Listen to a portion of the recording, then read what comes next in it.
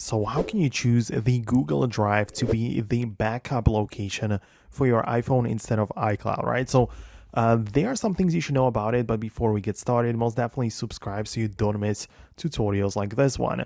So you cannot really just pick the main location to be the Google Drive, but you can choose some individual things in here, right? So for example, instead of using the iCloud Photos for the backup, you can download the Google Photos app, which can obviously perform the very same task.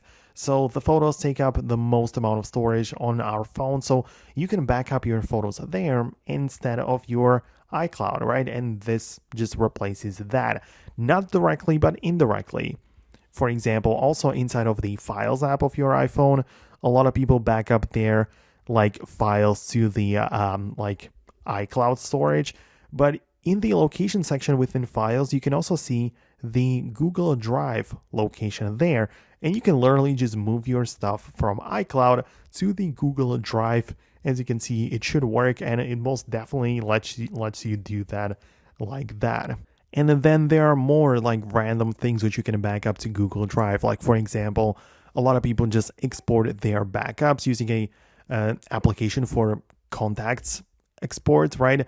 So a lot of people just want to save their contacts to Google Drive, and using such export app, you can most definitely export it in a vCard or in a different format and upload that to Google Drive, right? So yeah, it kind of works, but indirectly, and it doesn't really let you do it the way that you would probably expect. So it's still kind of limited in that sense.